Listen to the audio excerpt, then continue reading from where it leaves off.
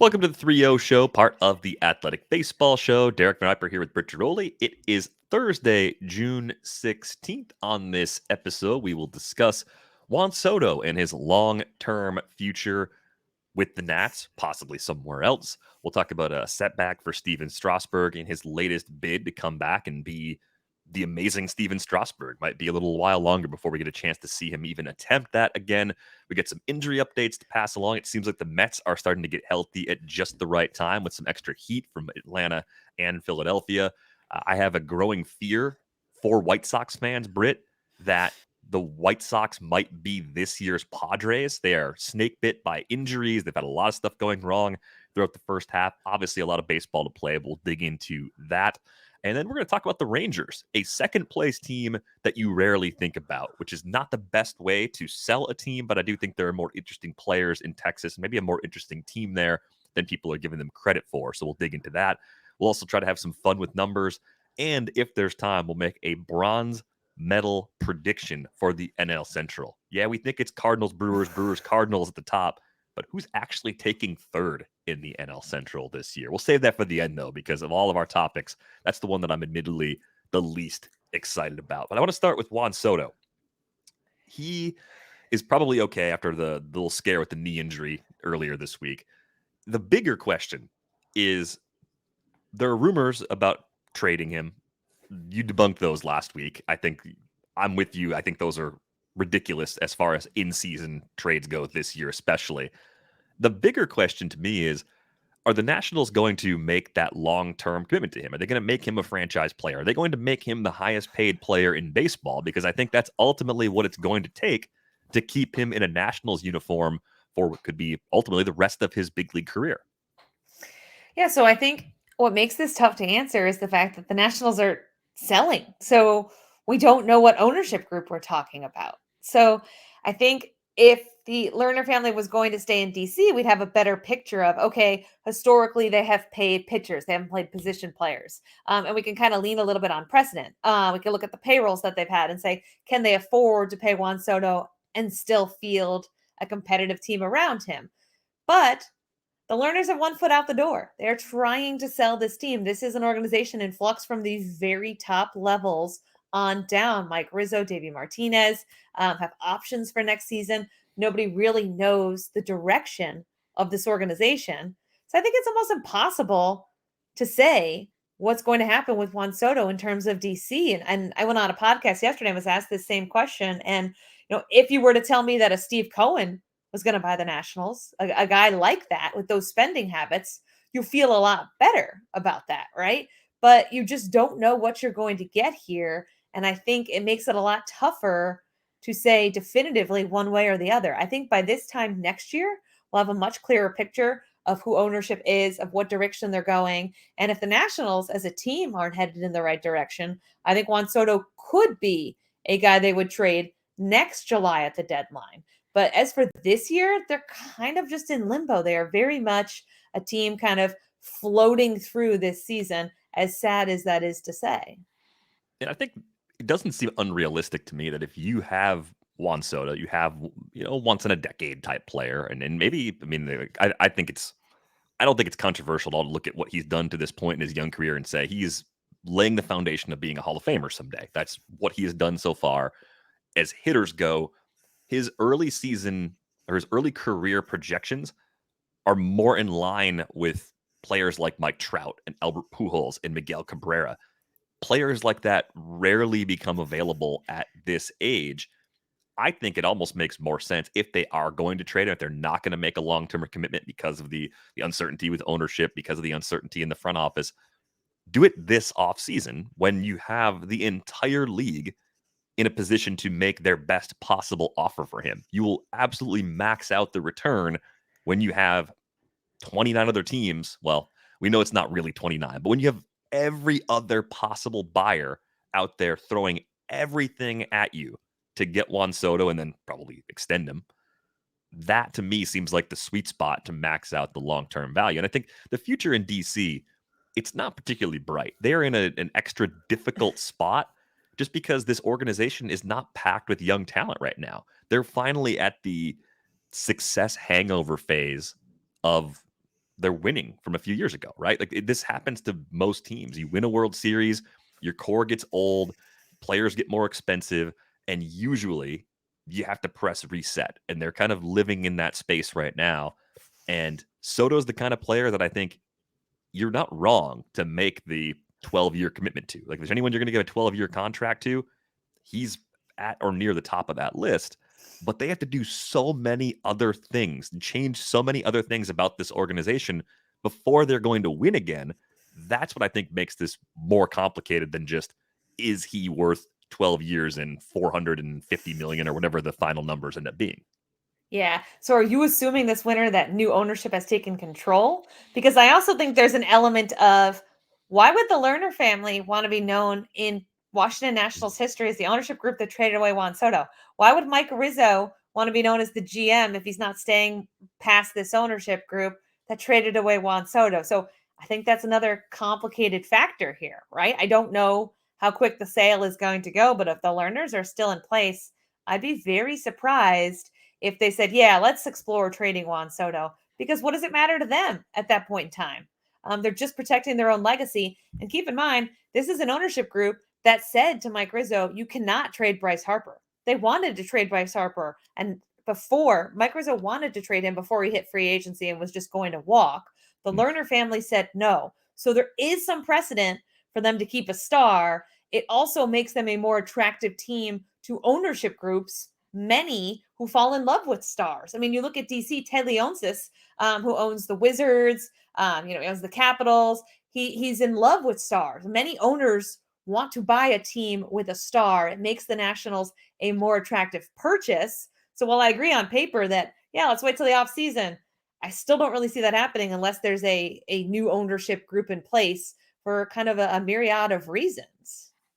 That seems like a pretty fast timetable to make that Mhm. change too, right? I mean, it's June 15th already. So if this is going to happen, it's going to be middle of the summer. It's more like weeks or a couple of months if they're actually going to make it happen and then have that sort of clarity going into this off season. So really difficult times, and I think it's compounded by something like Steven Strasburg just not being healthy right now. He's signed through 2026, and I'm not going to rag on the Nationals for giving Strasburg a long-term deal. I want to see players get paid. Steven Strasburg, when healthy, is still, I mean, for most of his career has been this sort of must-see TV, that kind of grade pitcher. That's who he has been when healthy. I know that it is a massive condition right there when healthy. He's got one of the most extensive injury histories of any pitcher I've ever seen. It's amazing that he's still trying to come back. He didn't look like himself when we saw him pitch last week. That was against the Marlins. Went back on the injured list, has a stress reaction in his ribs. So it's going to be probably another couple of months before we see him back. But should we hold out hope that through all of these injuries, we will one day see a healthy-ish Steven Strasburg again, that we could have this late career renaissance of sorts where maybe he's not exactly the same guy he was at his peak, but he's at least out there every fifth day as a crafty version of himself? So I want to say yes here because I hate being kind of the Debbie Downer, but I just don't see. I think the 2019 Steven Strasburg, um, who really carried that team, who was a big part of them winning the World Series, you're never going to see that guy again. His body has failed him so many times since then. We are now in 2022, and he really hasn't been able to pitch since that 2019 World Series. So that deal at the time, it was either Anthony Rendon or Steven Strasburg. And to be fair, Anthony Rendon has been hurt quite a lot out with the Angels. So it didn't look like either deal really is going to work out. But this could easily be one of the worst free agent contracts in baseball history. It could easily be one of the worst ones in Nationals history. They have rewarded pitchers before. Max Scherzer was a contract that was panned when they got him and ended up being one of the biggest deals in recent memory for a free agent starter. But Steven Strasburg has been a guy, as you mentioned, who's always been injury prone. So as he gets older and as the time that he's been really dominant gets farther and farther away, I just don't know what's keeping the optimism going, right? He shut down again. Davey Martinez says they hope to see him. There's no timeline. The Nationals are not good. What is the rush for him to come back? I fear Maybe we don't see him again this season. And then we're going into 2023. I mean, how many years is this guy going to kind of largely be on the shelf? It just feels like it's one thing after another with him.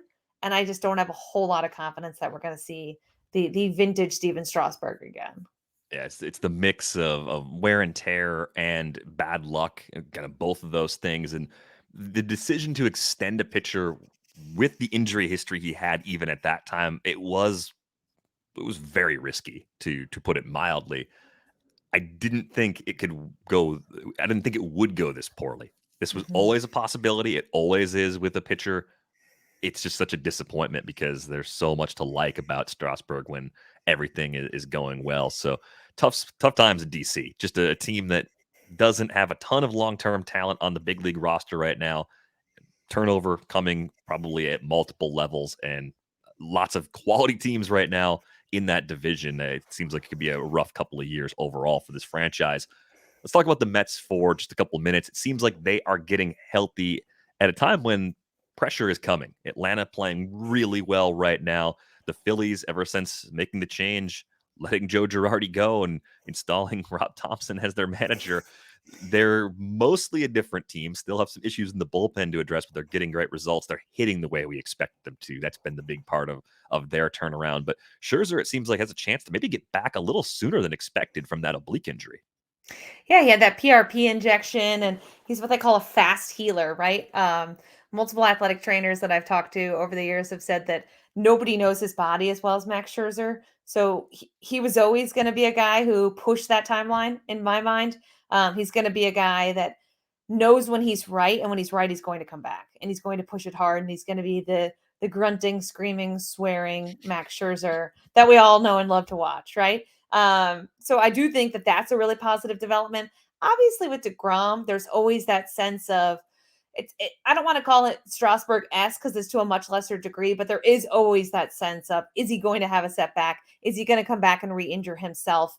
I think with Scherzer, that kind of worry is decidedly lower.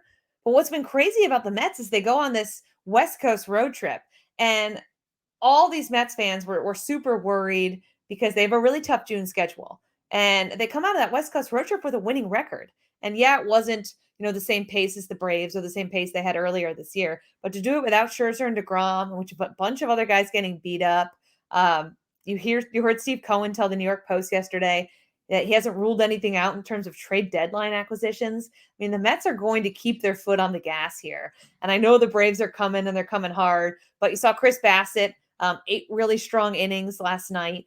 He's a guy who really has kind of kept that rotation together. I think it's been underrated. Everyone looks at Taiwan Walker and Carlos Carrasco as well, but Bassett to me was the real key in making sure things didn't fall apart. He kind of became the de facto ace without Scherzer and DeGrom, and those two took up so much of the press early on. But the addition of Bassett, had they not had Chris Bassett, I think we'd be sitting here looking at more of a neck and neck race between them and the Braves. Yeah, I think Bassett's definitely among the things that have gone right. And I just think that scoring more runs consistently has been a big part of the Mets so far this year, too. Bassett leads this team in innings so far this season. Did hit a bit of a rough stretch before turning things around last Mhm. time out against the Brewers on Tuesday night. They're catching the Brewers at the exact right time. Last week on the 3-0 show, we were talking about teams that were flying high, but might be destined to have that slide that the Angels and Phillies were going through. The Brewers, it turns out, are that team. They have really had some issues with injuries. They've had just a couple of really bad series where their offense has quieted down quite a bit. So they need to get out of a tailspin, and they're trying to do it against the Mets, who are really a juggernaut right now. This team, without Scherzer and without DeGrom, has held its own so much better than I expected. I thought this was going to be a total disaster without those guys. Bassett's part of it. Tyler McGill being healthy again certainly goes a long way. And I think this is a bullpen that's also been a little more stable than I expected. I liked a lot of the names they had. I thought when Trevor May went down, that was going to hurt him quite a bit. But so far, this is a bullpen that has been better at protecting leads than I would have projected them to be just a couple months ago. Yeah, and Diaz has been a guy they haven't been afraid to go to for 4 or 5 out saves. I think that's been important as well. He's largely held up. You mentioned the lineup, and I'm glad you did because they lowered their strikeout rate so much from last season. They're up in batting average on balls in play. They've really done a good job, I think, of changing the approach. The lineup got better, certainly personnel wise, but I think it was Francisco Lindor who said recently that like they're not worried about launching balls into the air. They just want to make contact. And you're seeing the benefits of that. And Eno has talked about it a lot that teams that don't strike out a lot do really well in the postseason. Teams that put the ball in play can be pesky, and the Mets have been very pesky up and down that lineup. It's a deep lineup. I mean, they didn't have a spot for Dom Smith, who last year was pretty much a regular. So they have gotten a lot better in a lot of different facets. I think the addition of Buck Showalter can't go unquantified. I know there's no stat for it anywhere, but he's just a guy who's not going to panic. He's been there. He's going to kind of right the ship, and you're not going to get outmanaged. We've already seen examples where he knows these crazy rules or loopholes, and that's going to win you games. So I think he's been a big part of kind of that culture change there as well. Yeah, I do think the lineup construction is really important. I think we talked about it with the Astros for a long time. The Blue Jays were the example last year of a team that did a ton of damage, put a lot of runs on the board, and every at bat it seemed like was a tough out because they were among the best teams in the league in terms of team strikeout percentage. And that actually describes the Mets in almost every way. The only thing the Mets don't have compared to the Houston teams of recent years and even this year and recent Jays teams is the power is just a little bit lighter. Some of that's the ballpark. Some of that's the lineup construction. Some of that's the ballpark. But a K rate under 20% for a team that's currently second in the league in WRC plus, that is a dangerous offense that can score runs at any time. And it's been a very long time since we've talked about the Mets that way. So I think that's really helped them keep a decent amount of that lead despite how well Atlanta has been playing in recent weeks and even with this Phillies surge. And you're right. I mean, Buck Showalter, it seems like the perfect fit right now for team and manager. Everything kind of coming up Buck early on this season. Probably the early favorite for manager of the year considerations. Probably. And I think we all knew the Braves were going to make a run, but I don't think anybody saw like them reeling off double-digit wins in a row, right? This was a team that for a while hadn't won 3 games in a row. They were like the only team in baseball that hadn't won 3 games in a row for a very long time. And then all of a sudden has gotten so hot. And I think we've seen Mets teams in the past that would have just folded. You're right. That would have just totally collapsed as soon as the Braves got hot or as soon as they lost Scherzer. And we're just not seeing that. And it's hard to put a real thumbprint on why, other than, the personnel has changed. I think Eduardo Escobar, another underrated clubhouse guy, Starling Marte, they got guys who could play, but they also got really, really good guys in there. And I just think it's like a veteran group, especially with Buck at the helm, that just isn't going to panic. Anybody who thought that the NL East was over, I got news for you. I think we're going to see a really interesting race down the stretch. I do. I think the Braves are just starting to get dangerous. They're obviously heating up, and it's going to make for some really, really good games later this summer. Yeah, and I think the big thing too, just talking about the other team trying to make a run right now in the division with the Phillies, Corey Knebel just removed as closer. What else are they really going to do? Like the bullpen depth has been a recurring issue in Philly. If a team needs to go out and make a trade like right now to shore up its weakness, the Phillies need bullpen help right now. They've needed it for a while. I think if they could somehow get a mid to late June deal done instead of waiting another month, that would give them a chance to hang around in the division race and at least put themselves in a better position to be a wild card team this year. Because I don't know if anyone wants to really talk themselves into the Phillies being good enough to overtake both Atlanta and the Mets in division. But I think you can look at that team and say, yeah, they're good enough to go to the playoffs. And then anyone who gets there is dangerous enough to make a run and actually win it all. I think that is within range for them. Let's talk about the White Sox for a moment. It's been a tough week for the White Sox. Since we last spoke, I have come to this conclusion that the White Sox might be this year's Padres, this team that is from the outside looking in, got a really fun roster, is really well constructed. I think a lot of people expected them to run away with the AL Central. The Twins have obviously been very good this year. The White Sox are among the most snake-bitten teams so far this season. Injuries have been just brutal on this team. In their bullpen alone, they just lost Liam Hendricks to a forearm strain. Of course, traded away Craig Kimbrell for AJ Pollock back in March. Garrett Crochet is hurt. Aaron Bummer's hurt. This was supposed to be a strength of this team, and now they're among the teams looking for help in that group, and that's really surprising. But then, of course, they've got tons of position players that have missed time. Eloy Jimenez taking a long time to get back from his injury. Luis Robert has missed some time earlier this season. Andrew Vaughn missed some time. Tim Anderson, most recently, missing time. He's on a rehab assignment now. So I think if health turns for the better, right? If they're a generally healthy team in the second half, they are still capable of winning the division and even passing the Twins. I'm not saying they're out of that division race, but this is the kind of shaky first 2.5 months that can lead a team with those high hopes to underperform and possibly even miss the playoffs, which is just amazing when you think about the position they were in going into this season. Yeah, I think we keep waiting for them to get healthy, right? I feel like we talk about this every week on the show. Well, they're going to be good when they get healthy. And then the next week they're still not healthy or there's more new injuries. So they just can't get, you're right, to that point. The Padres is a good comp, but for me, the Padres was more about just like a total culture slide, more so than injuries. I kind of think about the Twins and how they got ransacked last year and everyone thought they were going to be really good, which is injury after injury, and they could never recover. They were buried early and they could never recover.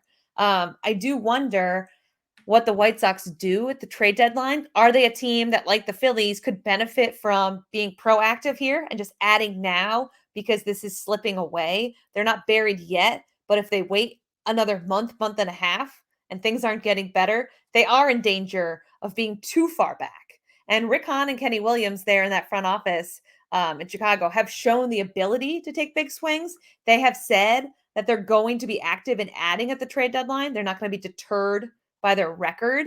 And of course, I think teams now are looking at it like Atlanta last year. Well, if we're around 500, why can't we make a run, right? Why can't we add a couple players and make a run? And certainly if you've got the talent that the White Sox do, right now stashed mostly on the IL, you do feel pretty good about that as well. So I'm curious, Derek, like if you think they go out and they make a move or two and they make it early so that they can kind of right the ship here and stop waiting out for these guys to get healthy and just say, you know what, there's no such thing as having too many good players. And I also wonder about Tony La Russa because we've seen Joe Madden fired. We've seen Joe Girardi fired. And we've already heard fire La Russa chants from White Sox fans who never really liked him anyway. So they're a fascinating team.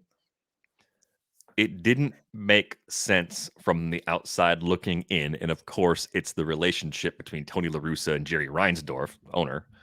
That's why Tony was the choice. And it makes even less sense now. I think most recently, the decision to walk Trey Turner, give the intentional walk to Trey Turner in a 1-2 count after a wild pitch allowed Freddie Freeman to move from first to second in order to go lefty-lefty against Max Muncy, discounting everything about who Max Muncy is as a player and the situation itself. I mean, the stats have been parroted for a week now. That was one of the most mind-boggling decisions. Like, if you needed that extra nudge to say, yeah, Tony La Russa had a great career as a big league manager, but he is not the kind of guy you want running a team in 2022. That was it. That was your out. That was your chance. That was your moment. If you were Jerry Reinsdorf to say, Tony's my friend, but my friend needs to just go home now. Like, I need to send my friend home. Like, we've all been in that situation. You're out having a good time.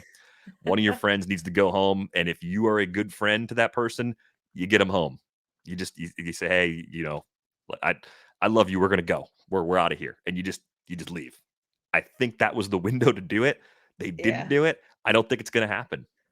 Not during the season. I think they're going to try and ride it out like this. And is it impossible for them to get it right with him as the manager? No, there's a lot of talent here. I think that's the truth in the matter. I would like it better if they made the move. I'm just not expecting it. They did get Lance Lynn back recently, so that gives them more depth in the rotation. Dylan Cease looks really good.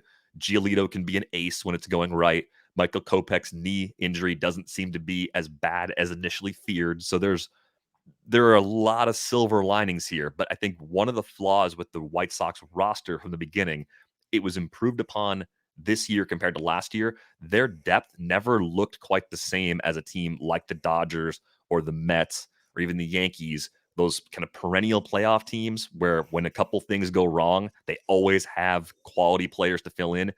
it didn't look quite as good for the White Sox. They've had a couple guys step up. Jake Berger most recently, really, I think, doing a good job with that opportunity. But you go to that next level, and it's not an inspiring group of players in general that have to step up when they do lose someone. They play Leary Garcia a lot, but that's just not, that doesn't make sense to me. He's a bench player on a playoff caliber team.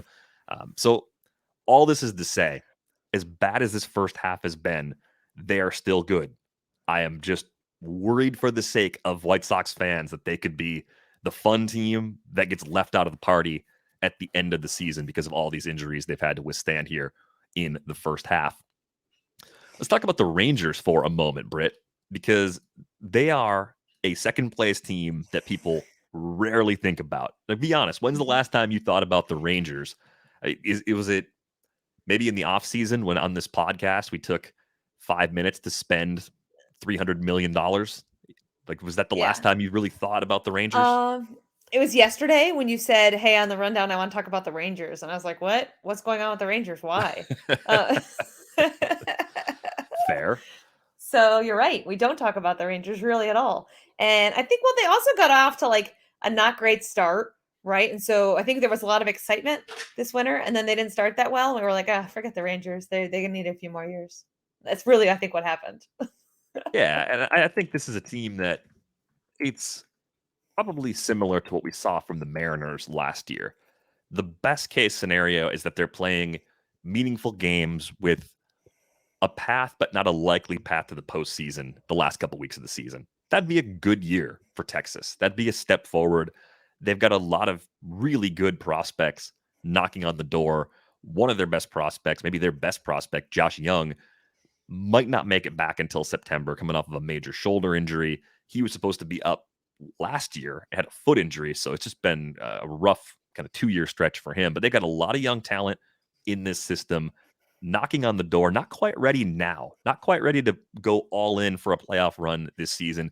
And I don't think they're going to look at what they're building as a front office and say, we're getting rentals, we're going all in for 2022. I think if they make moves between now and July 31st, it is in more of that multi-year view. It's getting players with control beyond the end of this season because they're going to want to try and fix some of their holes along the way and maybe hang around. Maybe they can hang around and be the last wild card team. That's probably the absolute best case scenario. You got a couple of stars that you brought in free agency with Corey Seager and Marcus Semien. And Marcus Semien is hitting a lot more now in the last 4 weeks or so than he did throughout the first 6 weeks of the season. I'm starting to see some signs from Nathaniel Lowe that he's maybe getting to more of that power that we were hoping to see from him. You have to wonder, too, they brought in Donnie Ecker from San Francisco. How long does it take for a new group of hitting coaches to really get their philosophy through to a group of hitters, especially when we're talking about a truncated spring training where you didn't have nearly the same runway to prepare for the season that you ordinarily would?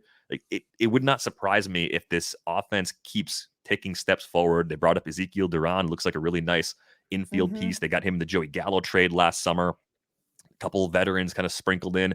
And then there's Adolis Garcia, a player that I'm probably as wrong about as any player I've been wrong about in the past year. He looks like an above average regular. He's a good defender in the outfield, can actually play good center field, big arm, can play right field. He's already 29.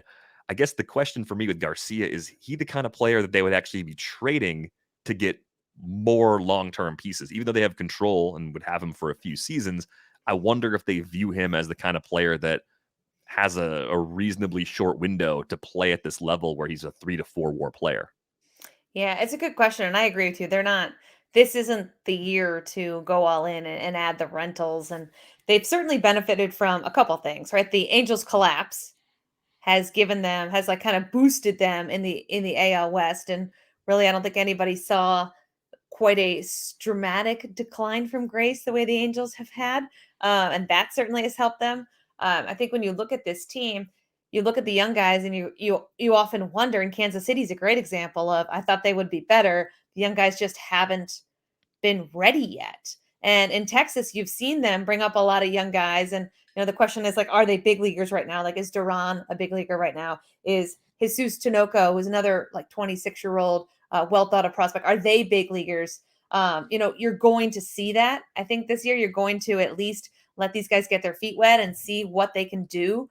But what's interesting about the Angels is, or about the Rangers, is they're looking up at the Astros, who have just totally dominated that division, and they continue to dominate that division. And everybody thought that maybe they'd start to slow down, but it turns out that Jeremy Pena, who went on the injured list Wednesday with a thumb issue, is just as good as advertised, if not better. He's the best defensive shortstop by WAR, and it's not even close. So you're looking at it as, how do we compete with them? Right. And they don't do that this year. They're still another year or two away in my book. We know the pitching is something they have to fix. They actively tried to get guys like Clayton Kershaw to kind of address that issue. But I do think having a solid season this year is going to make them more attractive to free agents this winter. They're going to be more of a destination than they were a year ago. And I think that's a good thing. You're building kind of that culture to be like, hey, we're going to be good here again. We're going to be the Texas Rangers of like the 2009, 2010, that little dynasty they had where they never quite won the World Series, but they were always kind of hanging around. I think that's what you're looking at building toward. And they've done a really good job in kind of setting up this building block, which is this season. Yeah, I mean, I think it's a good group of young pitchers making their way through the upper levels of the minor leagues. Jack Leiter, who of course they drafted early a year ago, Cole Winn, close to being big league ready. You look at those two guys alone, that's a big boost eventually. And Owen White, who's actually at high A right now, could move really fast. The Rangers, if I remember correctly, they were the team that pretty consistently, in the eyes of scouts, had the best overall group of prospects in the Arizona Fall League last year. And the Fall League is kind of a finishing school for prospects where you're talking about guys that are usually within a year or a season and a half from making a big league impact. So we're going to start to see more of those names. It's a pretty good deep system too. Josh Smith, another one of the infielders that debuted recently, got hurt pretty soon after his call up. He looks like he could be at least a big league regular and above average sort of bat. So lots of help coming. And if they get to the point this winter where they want to go out and make one more big move, they've got enough young talent to actually put a package together and make a run at players on the trade market too. So I think that's the other part that makes this team more interesting in the long run. Just probably a better watch than people realize. Also a team that has a sneaky good bullpen. They're among the teams that are in the top 10 in terms of bullpen ERA. I know it's not the world's best stat or the only stat to look at, but you just don't associate the Rangers as a team that has this group of relievers that you actually not want to face. So they could move a couple of relievers to contenders and get long-term pieces that way. Maybe Martin Perez, who's been excellent this year, he's on a contender and brings back a prospect. There's a few ways this could actually lead to a few more young players coming into the organization too, with a few of the success stories they've had. And the Angels, I'm glad they kind of came up in passing. The Phillies kind of caught that lightning in a bottle after letting Joe Girardi go. I never expect that because I don't think a manager can generally be so bad that a team just wakes up the next day after the manager is fired and everyone feels better and starts playing better. I think that's just fortunate timing. It looks like the team made the decision at just the right time. And I think that's more just luck. I think what's happening with the Angels is just more typical of making that change. It doesn't all fall on Joe Girardi. It doesn't all fall on Joe Madden. And the Angels are a good reminder of that. Yeah, absolutely. And that's why, like, are the White Sox any better if they fire Tony La Russa, whether you think it's the right move or not? Hiring an interim, it doesn't make them any better, right? All it does is kind of create a little bit of a mini circus, which is why you've seen up until this year, teams really not do it because the manager role has been so undervalued that teams haven't really thought that it would make that much of a difference. So, if you hire, who's the bench coach in Chicago? I don't even know. That would probably be the guy you would hire as an interim. And does it make that big of a difference, or does just getting guys off the IL make a difference? Because this was a very good team last year. This was a playoff team last year with Tony La Russa at the helm. Yeah, I think Joe McEwing is a name that's been on the coaching staff for a long time. He's the third base coach now, and I'm just seeing he had a shouting match with Lance Lynn on Monday, so that might not be the solution internally either. In terms of just, I think in this case it's just calming things down, right? It's just saying, hey, Tony's stuff is becoming a distraction and a problem, and it is causing us like to have this sort of negative cloud over us. We just want to make the cloud go away. Okay. You have to have that next option that people do rally behind internally. I don't know if the White Sox have that coach already on staff or not. Let's get to a new segment. It's not a new segment. It's a segment I'm bringing back. I think in the past we've called it Three Strikes. I'm not going to call it that. I'm going to call it Fun with Numbers because I like numbers a lot. And what we're going to do, we're going to take a 1-year leaderboard because I think sometimes we get kind of caught up in the first half of a season and we think everything that's happened in the first 2.5 months, well, that's just who these players are. And I think going to a rolling 1-year leaderboard can give us a better perspective of how well someone is playing over a larger period of time. So, what I'm going to do, Britt does not have the leaderboard in front of her. Mm-mm. I have the leaderboard pulled up right now. And what I'm looking for, Britt, I am looking for players who have hit 40 or more home runs in the past calendar year. So, we're recording this on June 15th. So, June 15th, 2021 through today, start of play today on June 15th, 2022. There are 7 players that have hit 40 or more home runs in the past calendar year. And I'm going to set this up where you get 3 strikes before the game stops. So 3 incorrect answers ends the game, and you can begin guessing whenever you're ready. Okay. Aaron Judge. Yep, he's number 1. He's got 48. Bryce Harper. Bryce Harper is tied for third with 42. Juan Soto. He is a near miss. Strike 1, 34. Ooh. Okay. Let's see. Who else? This is AL and NL, right? Yep, both leagues. Giancarlo Stanton. Narrow miss, 36. Strike 2. Gosh, if this was 30 and up, we'd be all over this. Trying to think of guys who just hit straight home runs. 40 over the last full calendar year. Full calendar year, yep. See, there's guys in my head who I know I've gone on big tears. There's one guy that you would definitely expect to be on this list because you think home runs, and he's one of the first names that pops into my head. If you think home runs in the last 3 years, this guy hits a boatload of them in any context. Hits them all the time. I'm scared to be wrong again.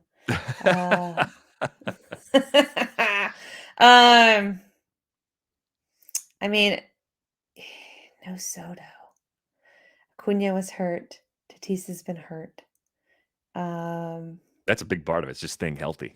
Yeah, has Trout stayed healthy long enough over the past calendar year? Exactly. Nope. So that's why I didn't want to guess him. Nope. Who else is just a big basher? This is hard. I have guys in my head who I think are 30s. We got one more in the NL East. First place team. Hits a ton of home runs all the time. Sub 20% K rate while doing it too, which is the surprising part. Is it Friedman? No, Pete Alonso. Oh, how did I miss Pete Alonso? The guy won the home run derby the last 2 years. You're right. Shohei Ohtani is still sitting up there. I thought Ohtani was going to be a 38er. Who else is in it? Yordan Alvarez. He's got 41 during that span, which that guy doesn't get enough credit.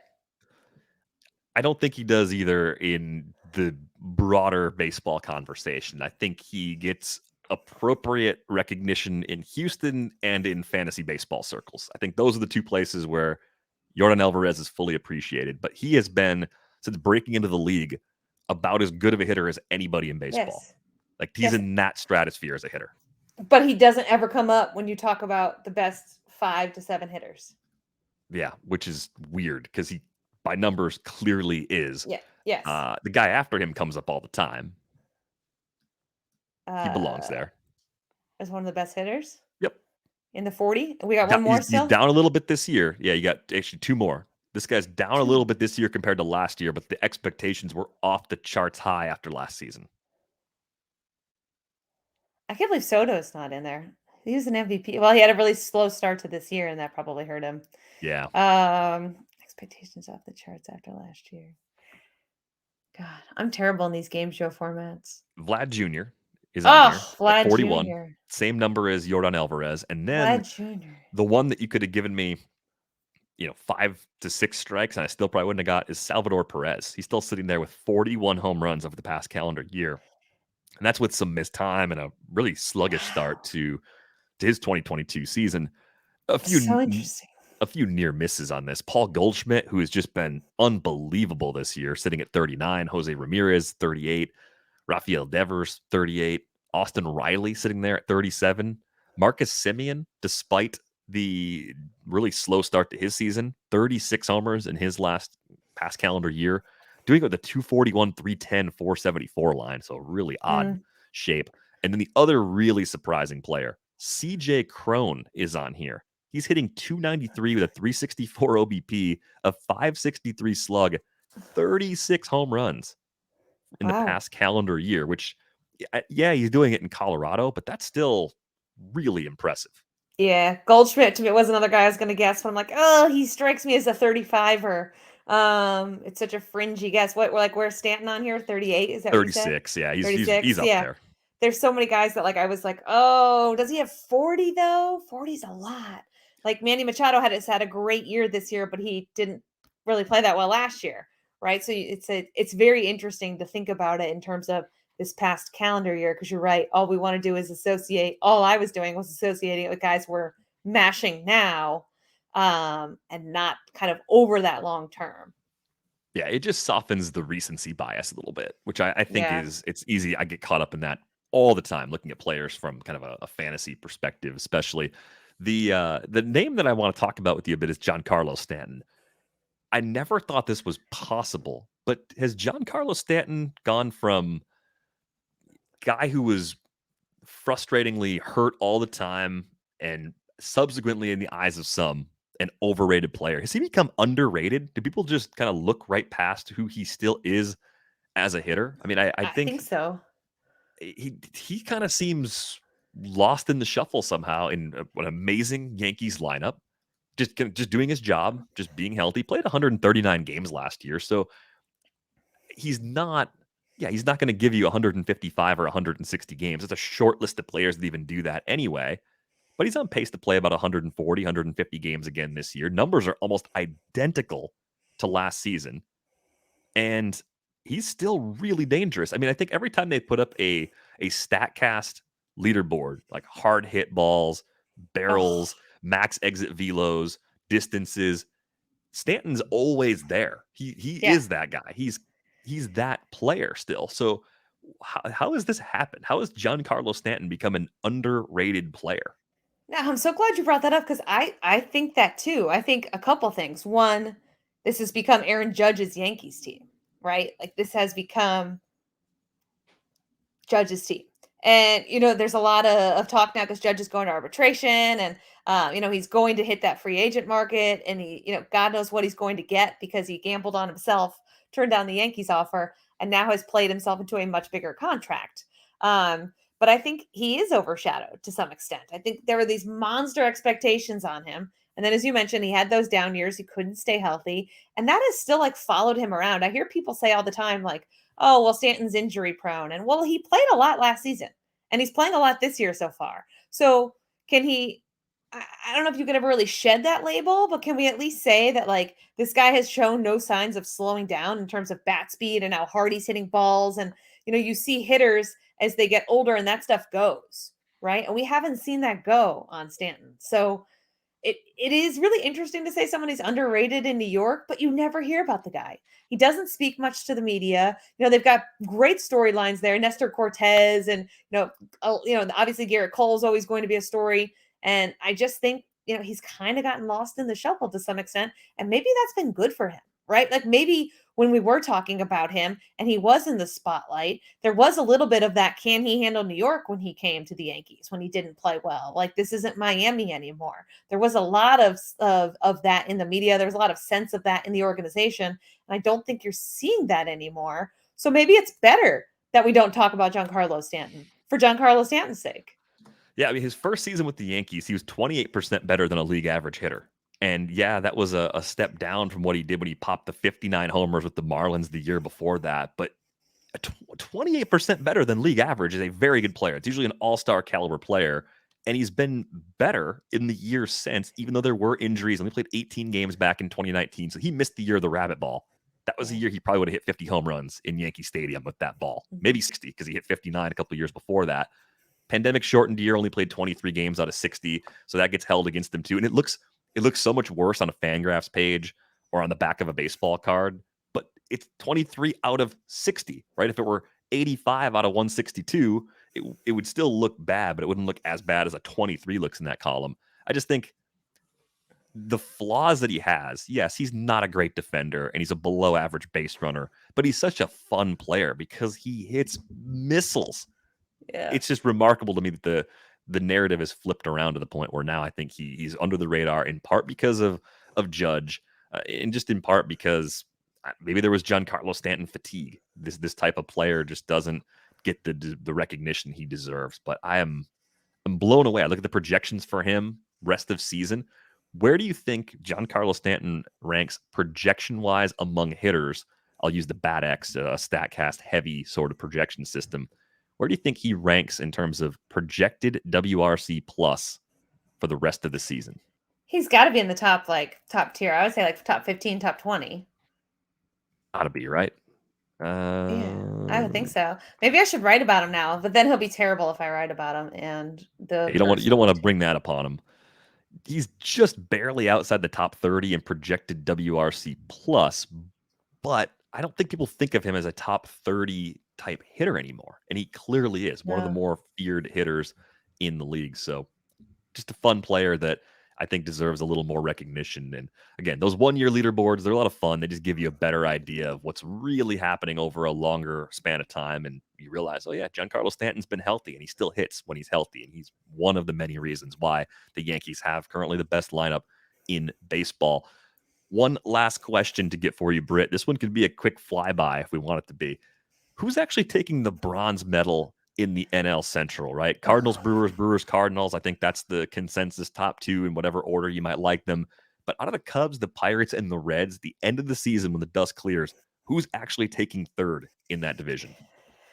It should be the Cubs, who are just kind of a mediocre team, right? Exactly. I know, but you know what? I did see them last week when they came to Baltimore, and I was talking to people in the front office, and there are some stats that suggest that they should be a little bit better than they are record-wise. So that gives you a little hope. And then you watch them play, though, and you're like, this team is not good. This is a very solidly mediocre team.